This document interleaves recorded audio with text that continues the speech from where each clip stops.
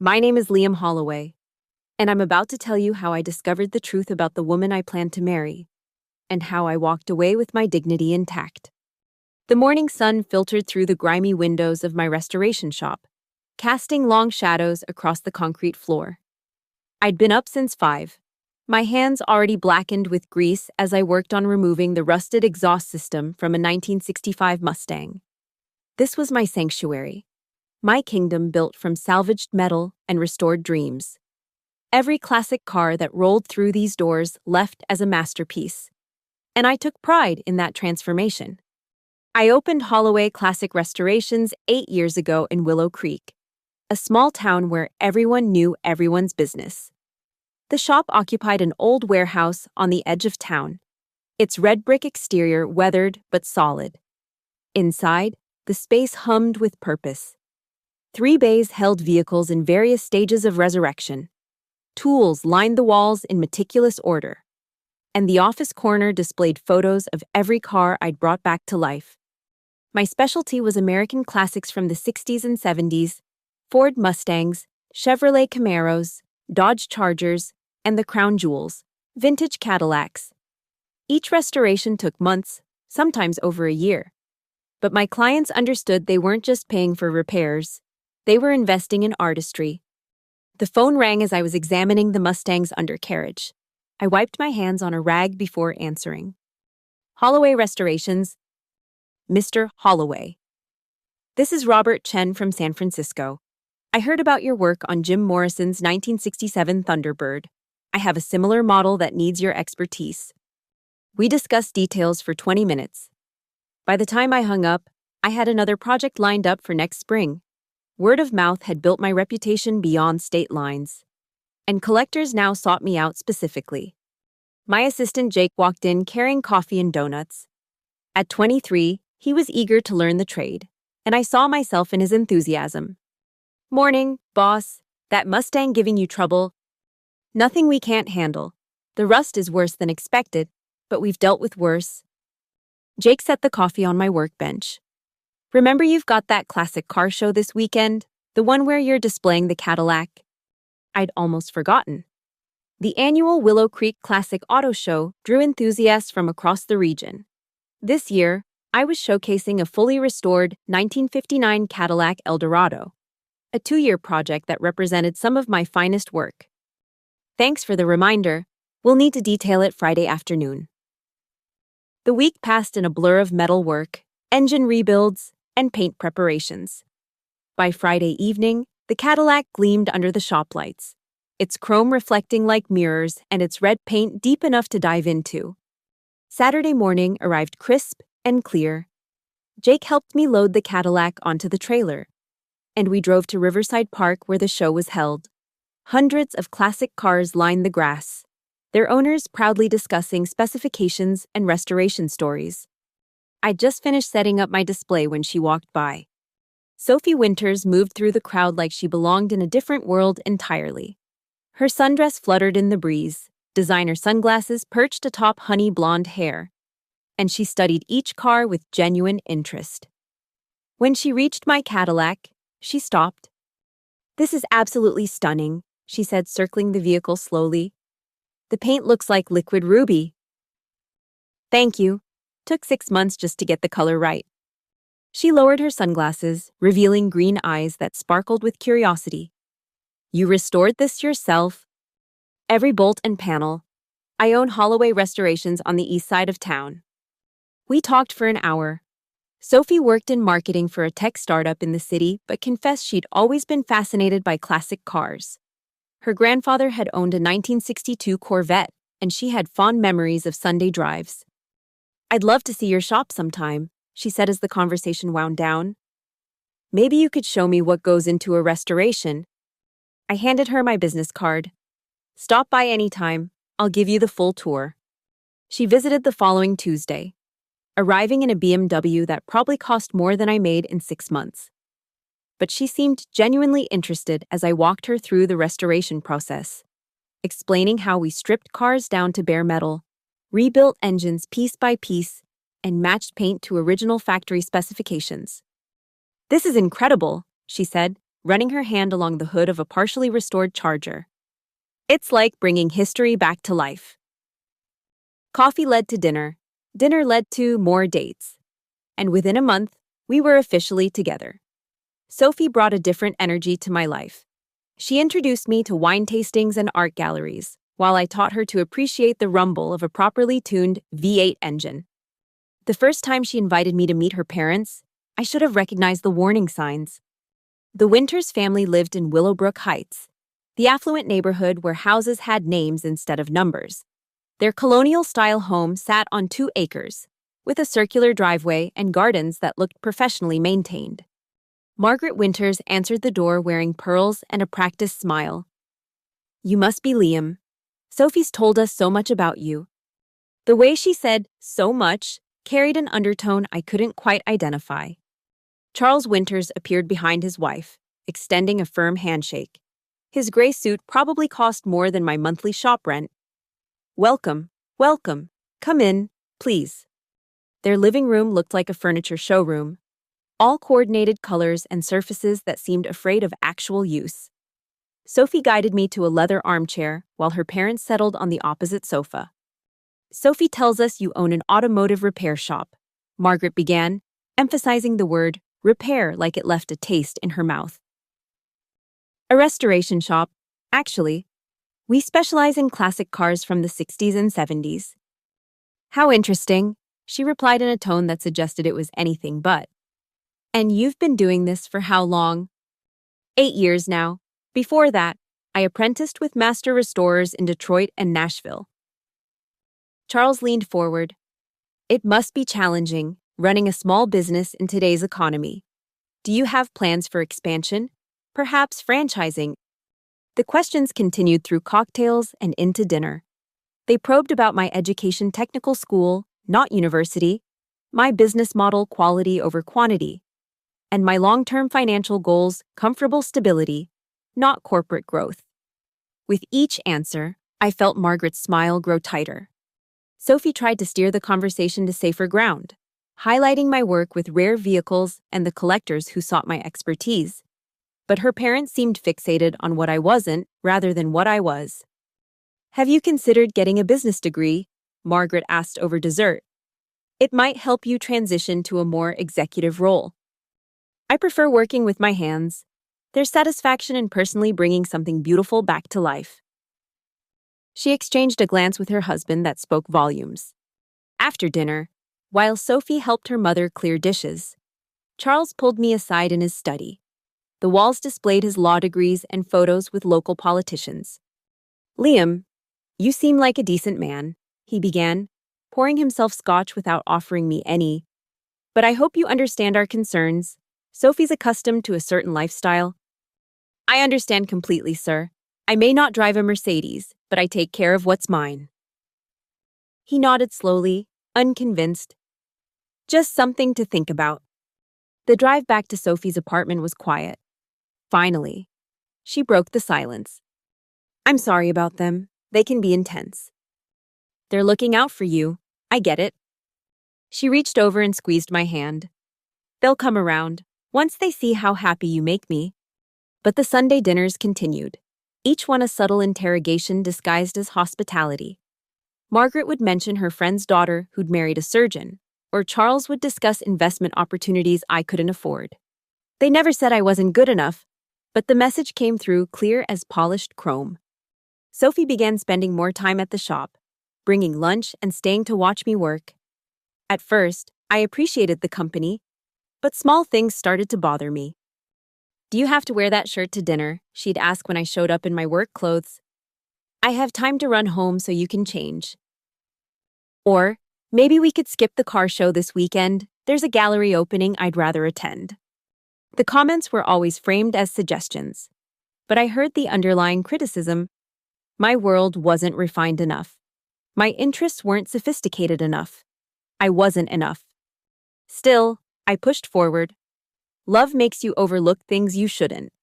When she'd curl up against me on the couch or light up describing her day, I could forget the rest. I told myself relationships required compromise. My wake-up call came courtesy of my friend Mike, who owned the speed shop across town. Saw Sophie's mom at the country club last week. He mentioned while we were sourcing parts. She was going on about how Sophie was dating beneath her station. Direct quote. She said that, to a whole table of her book club friends, my wife was sitting right there. I felt something cold settle in my stomach, but I pushed it down. Margaret's opinions were her own. What mattered was how Sophie felt. Months passed. The shop thrived with a waiting list stretching into the next year. I'd hired 2 more technicians and was considering expanding into the adjacent warehouse. Sophie seemed proud when I shared the news, though she kept suggesting I hire a business manager. You could focus on the big picture instead of getting dirty every day, she said. Getting dirty is the job. It's what I love. She'd wrinkle her nose and change the subject. The invitation to Thanksgiving dinner at the Winner's house felt like a test I was destined to fail. Sophie coached me on topics to avoid politics, religion, and anything involving manual labor and bought me a new shirt for the occasion. Just try to fit in, she pleaded. For me, the dinner was everything I'd expected. Extended family filled the house, all professionals with advanced degrees and investment portfolios. I was introduced as Sophie's friend who fixes cars, never as her boyfriend of 8 months. Margaret seated me at the far end of the table, between Cousin Bradley, the investment banker, and Aunt Patricia, the federal judge. They talked over me most of the evening, discussing market trends and court rulings while I pushed turkey around my plate. Sophie barely looked my way, too busy catching up with relatives and playing the perfect daughter. When someone finally asked about my work, Margaret quickly redirected the conversation to Sophie's recent promotion. I left early, claiming a customer emergency. Sophie walked me to my truck, apologizing again. They don't mean anything by it, she insisted. That's just how they are. And how are you, Sophie, when you're with them? She stiffened. What's that supposed to mean? Nothing. I'll call you tomorrow. But I was starting to see the pattern. Sophie was 2 different people, the woman who loved vintage cars and appreciated craftsmanship when we were alone, and the social climber who was embarrassed by her blue-collar boyfriend when around her family. Winter arrived with a vengeance, bringing snow that made working in the shop challenging. The concrete floor turned arctic, and even with the heaters running full blast, our fingers would go numb working on cold metal. Sophie started spending more time at her parents' house, claiming her apartment's heating was inadequate. She'd invite me over, but I began finding excuses. The formal dinners, the subtle jabs, the constant implication that I should want to be something other than what I was. It all wore on me. One particularly bitter evening, I was working late on a 1969 Camaro when Sophie called. Where are you? You were supposed to pick me up an hour ago. I'd completely forgotten about the charity gala her mother had organized. Another evening of rented tuxedos and small talk with people who looked through me rather than at me. I'm sorry, Sophie. We had a crisis with a customer's engine rebuild. I can't leave. You always have a crisis when it's something important to me. This is my livelihood we're talking about. And this is my family's biggest event of the year. Do you know how this looks? Like I'm a working man with responsibilities. She hung up. An hour later, she sent a text saying she'd found another ride and we'd talk tomorrow. The talk never came. Instead, she showed up at the shop the next morning with coffee and apologies. We fell into our pattern of pretending everything was fine, but cracks were spreading like rust under paint. Spring arrived with a rush of new projects. The shop hummed with activity as car enthusiasts emerged from winter hibernation. I barely noticed the passage of time until Sophie reminded me we'd been together over a year. We should celebrate, she suggested. Maybe that new French restaurant downtown. How about a drive instead? I just finished the Thunderbird. We could take it up the coast. Her face fell slightly before she caught herself. Sure, that sounds nice. But it wasn't nice. She spent the drive complaining about the wind messing up her hair and the old car smell. When I pulled over at a scenic viewpoint, she stayed in the car scrolling through her phone. This isn't working, I said quietly. She looked up, startled. What? Us. We want different things. Don't be dramatic. We're just in a rough patch.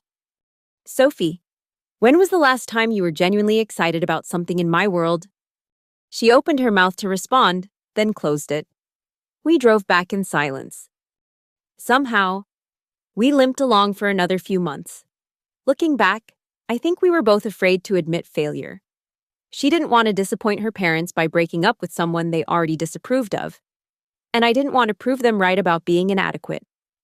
The beginning of the end came on an otherwise ordinary Sunday in late June. I'd been invited to the weekly dinner at the Winters' house, though invited might be too generous a term. It was more like a standing obligation that came with dating their daughter. The afternoon had been particularly trying. Margaret spent 20 minutes discussing her friend's daughter's engagement to a cardiologist, complete with photos of the massive diamond ring. Charles cornered me about tax strategies I couldn't implement because they required capital I didn't have. I escaped to the kitchen under the pretense of getting more ice. That's when I heard Sophie's voice from the living room. She was on FaceTime with someone, her phone propped against a vase while she touched up her lipstick.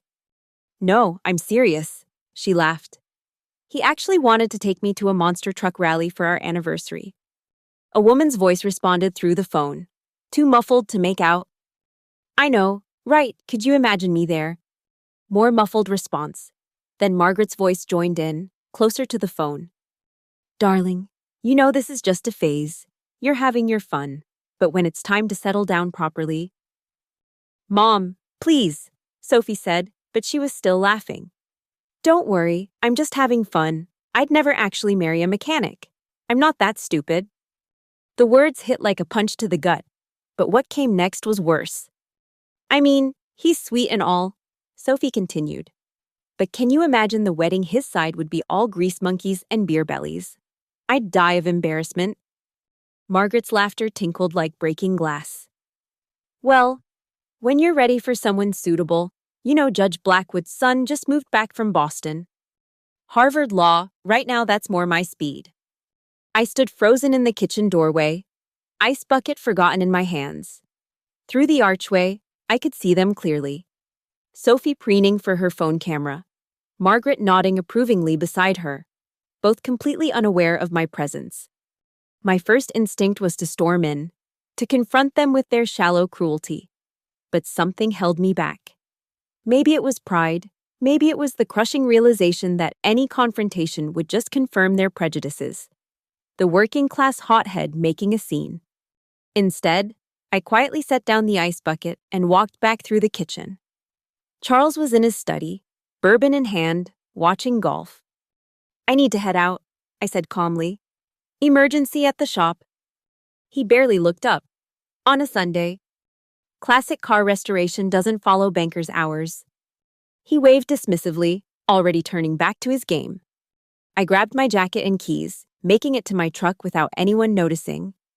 As I drove away from their perfect neighborhood with its perfect lawns and perfect facades, Sophie's words echoed in my head. I'd never actually marry a mechanic. 8 months. 8 months of dinners and family gatherings and trying to prove I was worthy of their world. And all along, I'd been nothing but a source of amusement, a walk on the wild side before she settled down with someone appropriate. I drove straight to the shop, the only place that made sense anymore. The familiar smell of motor oil and metal greeted me like an old friend. I flicked on the lights and stood there, looking at my kingdom of rust and restoration. This was who I was. These cars, this work, this life I'd built with my own hands. And for the first time in months, I wasn't ashamed of it. I grabbed a wrench and got to work on the Mustang, losing myself in the familiar rhythm of restoration. My phone buzzed repeatedly in my pocket. Sophie, no doubt, wondering where I'd disappeared to. I let it ring. By the time Jake arrived Monday morning, I'd been there all night. The Mustang's engine sat fully disassembled on the workbench, each part cleaned and cataloged. "Boss, you okay?" "Never better. Let's get to work." The text from Sophie started as confused, then worried, then angry. "Where did you go?" "This is childish. We need to talk." "You can't just disappear." "I'm coming to the shop." I responded with the bare minimum to avoid a missing person report. "Busy with work. Talk later." She showed up Tuesday afternoon, designer heels clicking on the concrete floor. She looked out of place among the oil stains and tool racks, like a peacock in a coal mine. "What is wrong with you?" she demanded. "You just left without saying goodbye. My parents think you're incredibly rude." "Your parents think a lot of things about me." "What's that supposed to mean?" I kept working on the carburetor in front of me. "Nothing, just busy. Too busy to return my calls. Too busy to act like an adult." "Sophie, what do you want from me?" She blinked, thrown by the directness. "I want my boyfriend to stop acting like a child." "Your boyfriend?" "Right." I set down my tools and finally looked at her. "Tell me something. What do you tell your friends about me?" "What I tell them you're sweet, that you own your own business." "Do you tell them what kind of business?" Her hesitation was answer enough. "Do you tell them about the monster truck rally I wanted to take you to? How embarrassing that would have been." The color drained from her face. "You heard that?" "Every word." "I can explain." "Don't." I turned back to the carburetor. "We both know what this was. You had your fun with the grease monkey, and I was stupid enough to think it meant something." "That's not fair. I do care about you. You care about the idea of me, the rebellion against mommy and daddy's expectations. But actually being with me, actually marrying a mechanic, we both know that was never going to happen." She stood there, tears starting to form. "So that's it, you're just giving up?"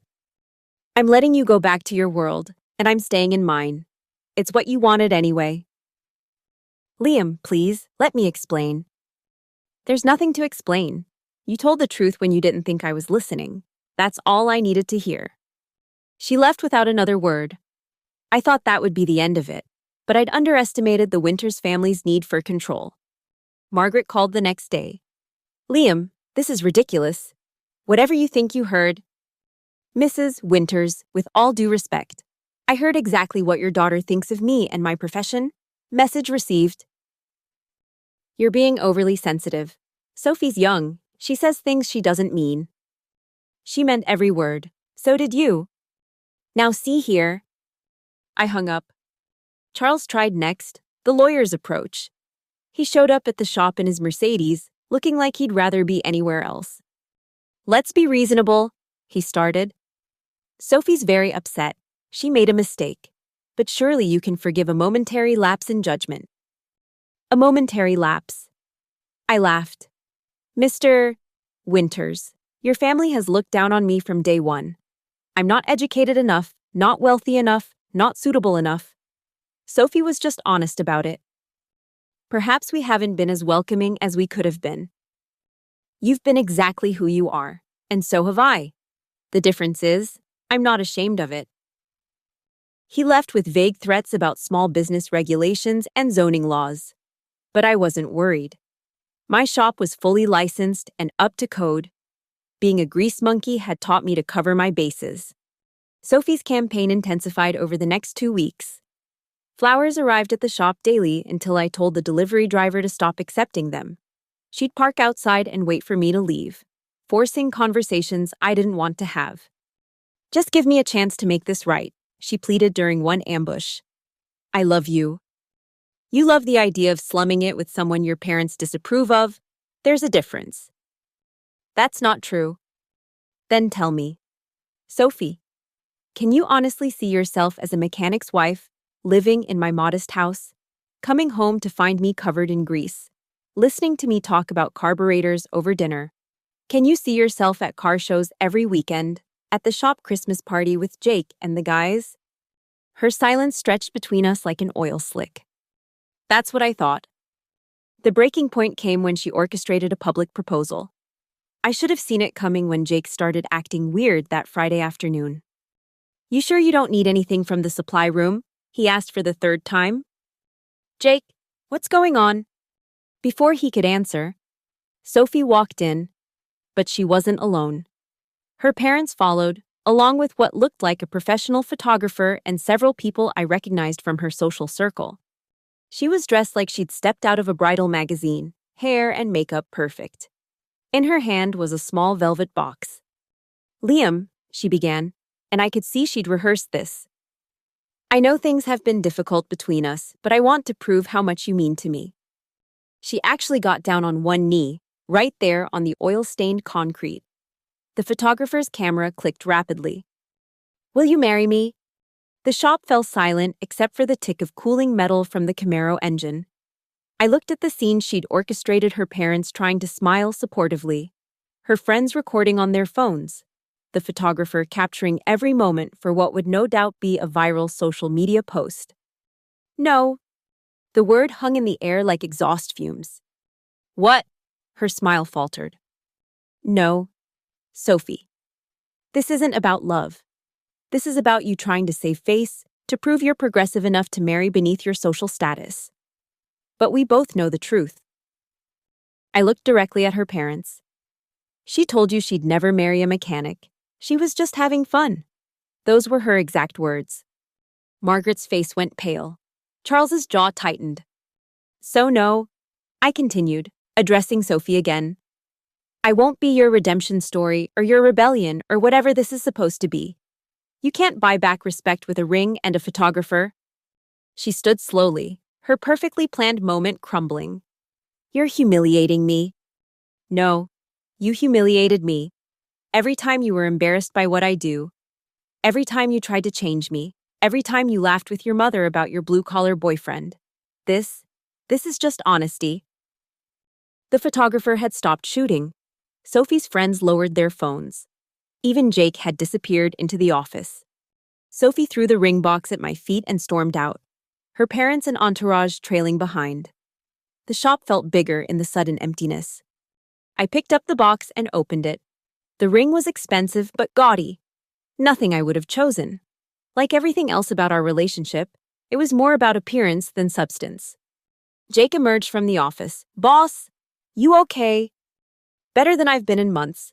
Let's get back to work. News of the failed proposal spread through Willow Creek like wildfire. In a small town, that kind of drama was prime entertainment. I kept my head down and focused on work, but I heard the whispers at the coffee shop, caught the stares at the grocery store. Some people thought I was cruel. Others said Sophie got what she deserved. I didn't care about any of it. I had cars to restore and a business to run. What surprised me was Charles showing up again, this time without the lawyer swagger.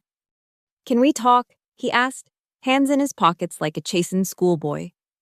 I was elbow deep in an engine rebuild, but gestured to a folding chair. Your 5 minutes starts now. I owe you an apology. That stopped me. I looked up to find him studying the shop with what seemed like genuine interest. Go on. I've been a snob, he admitted. My whole life, I've equated success with degrees and white collars, but watching you work, seeing what you've built here, it takes intelligence, skill, dedication, things I didn't give you credit for.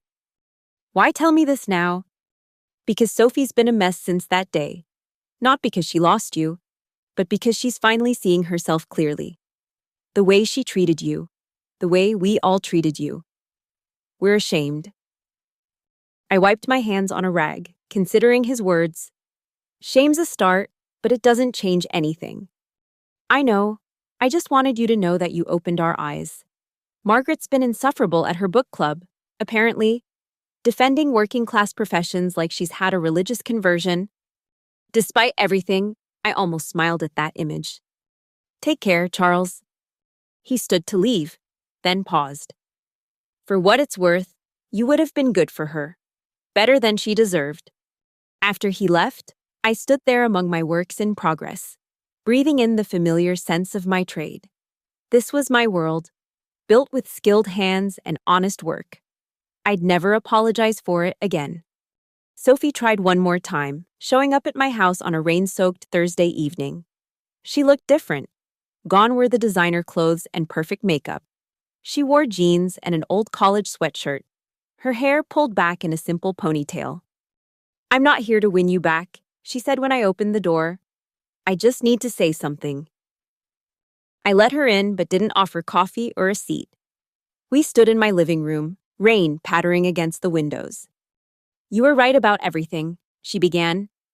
I was playing a game, using you to feel rebellious or interesting or whatever, and it was cruel.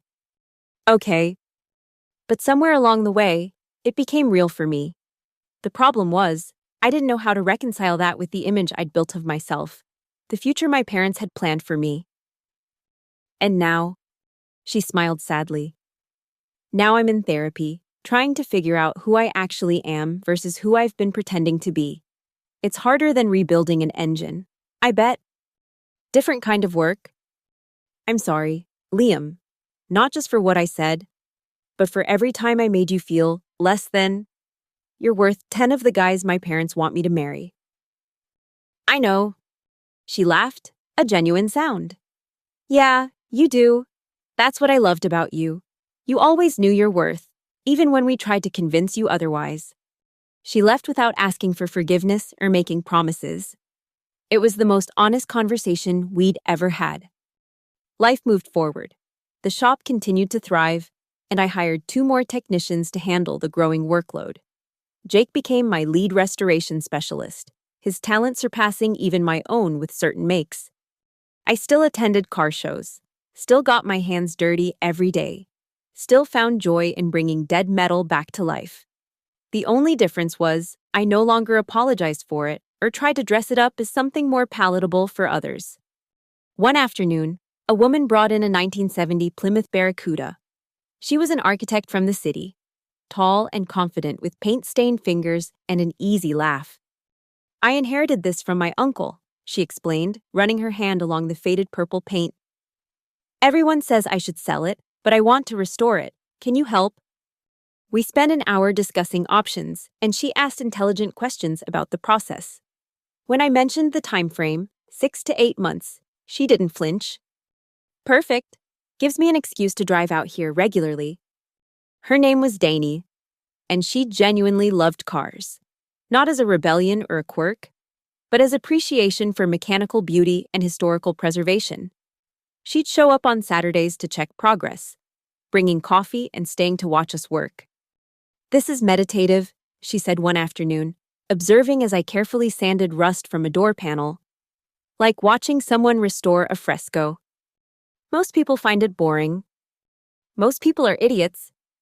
Jake started taking lunch breaks whenever Dana was around, giving us privacy I hadn't asked for but appreciated. She was different from Sophie in every way that mattered. She never suggested I wear different clothes or speak differently. She introduced me to her friends as Liam, the restoration artist, with genuine pride. When the Barracuda was finally finished, purple paint gleaming and engine purring, she didn't want to take it home. I'll need regular maintenance, right? She said with a smile that suggested maintenance wasn't really the issue. That could be arranged. We took the Barracuda for its maiden voyage along the coast road, windows down and classic rock blaring. She whooped with joy when I opened up the engine on a straightaway, her hair whipping in the wind.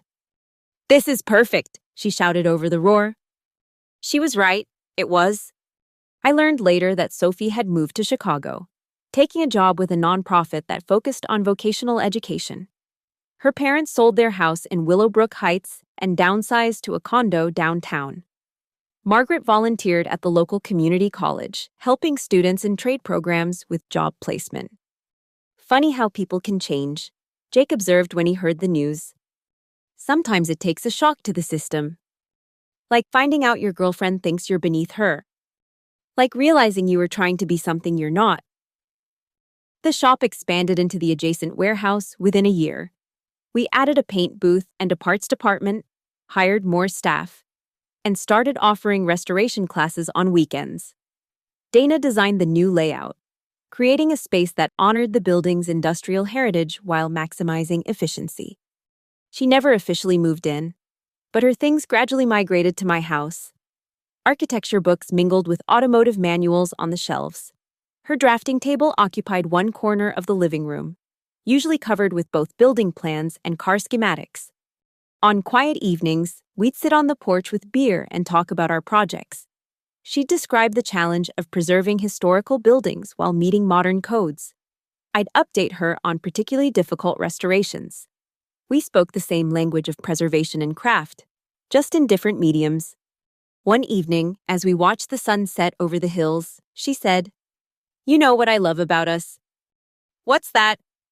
Neither of us is pretending to be anything other than what we are. Learned that lesson the hard way. Sophie, I'd told her the whole story early on, not wanting any secrets between us. She did you a favor, Dana said. If she'd been better at pretending, you might have ended up married to someone who was embarrassed by you. Instead, I ended up with someone who brags about dating a grease monkey. Restoration artist, she corrected with mock seriousness. Get it right. The wedding was small, held at the shop with classic cars as our backdrop. Dana wore a vintage dress she'd found at an estate sale, and I wore my cleanest work shirt. Jake was my best man. The crew from the shop filled the groom's side, and her architect friends balanced things out. We served barbecue and beer, had a local rockabilly band for music, and cut a cake shaped like a '67 Camaro. Charles and Margaret sent a card with a generous check and a note to the artist who taught us to see beauty in unexpected places. As Dana and I danced between the restored cars, their chrome reflecting the string lights overhead, I thought about how differently things might have gone if Sophie had been more convincing in her deception, if I hadn't overheard that conversation, if I'd continued trying to fit into their world while being ashamed of my own. What are you thinking about? Dana asked, her head on my shoulder. Just grateful for truth, even when it hurts. The hurt was temporary. This is forever. She was right. The pain of discovering Sophie's true feelings had been acute but brief, like rust cut away from metal. Removing it revealed the solid foundation underneath. The shop now runs 3 locations across the state. We've trained dozens of technicians, many from disadvantaged backgrounds who needed a trade that paid well and offered dignity. Jake manages the original location while I oversee the expansion and tackle the most challenging restorations. Dana's firm specializes in adaptive reuse projects, turning old factories and warehouses into living spaces while preserving their industrial character. We often work in parallel, she and I, saving pieces of history from the scrap heap. Sometimes, when I'm deep in an engine rebuild or carefully matching paint, I think about that Sunday evening at the Winters house. The crushing moment of hearing someone you love reveal their true feelings about you. The humiliation of realizing you'd been a joke. A story for cocktail parties about Sophie's blue-collar phase. But mostly, I think about what came after. The clarity that followed pain. The understanding that someone else's inability to see your worth doesn't diminish it. The freedom that comes from stopping the performance and just being who you are. Every car that leaves our shop is a testament to the value of skilled hands and patient work. Every satisfied customer who sees their grandfather's car brought back to life validates what I always knew: there's honor in this trade, beauty in this craft, worth in this life I've built. Sophie was right about one thing. She'd never marry a mechanic.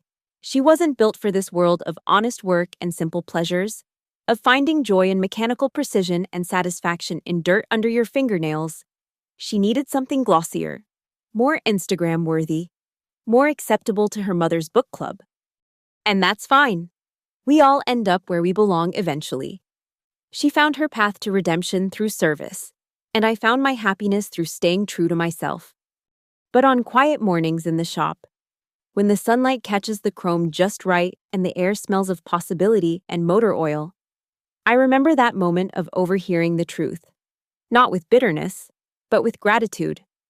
Because sometimes the worst thing that happens to you becomes the best thing. Sometimes rejection is just redirection. Sometimes losing someone who doesn't value you is the only way to find someone who does. My hands are still stained with grease. My shirts still smell like the shop. I still prefer car shows to gallery openings and find more beauty in a perfectly rebuilt engine than in abstract art. The difference is, I'm no longer apologizing for it, and I'm no longer with someone who thinks I should. That's the thing about restoration. Before you can build something beautiful, you have to strip away everything that doesn't belong. Every layer of paint that hides the original beauty. Every piece of rust that weakens the structure. Every ill-fitting part that someone installed to mask a problem rather than fix it. Sophie and her family, with their subtle contempt and constant pressure to be something else. They were rust on my soul. Her love, conditional and ultimately false, was a cheap paint job over deeper issues. Walking away, choosing dignity over degradation. That was the first step in my own restoration. And like every classic car I've brought back to life, the end result was worth the work. Now, when young technicians join the shop, eager but uncertain about their place in a world that often looks down on manual labor, I tell them this story. Not the details, but the heart of it.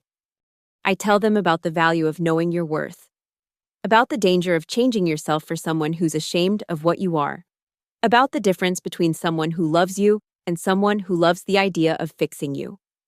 Be proud of your skills, I say, watching them work. The world needs people who can build and fix and restore. Don't let anyone convince you otherwise. They nod and return to their work, hands blackening with honest effort.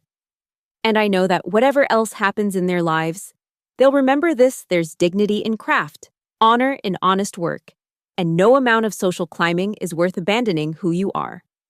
The shop hums with purpose, machines and humans working in harmony to save pieces of automotive history. Outside, Dana's Barracuda sits in its usual spot, purple paint catching the light. Inside, another classic car waits for resurrection, and I have the tools and knowledge to provide it.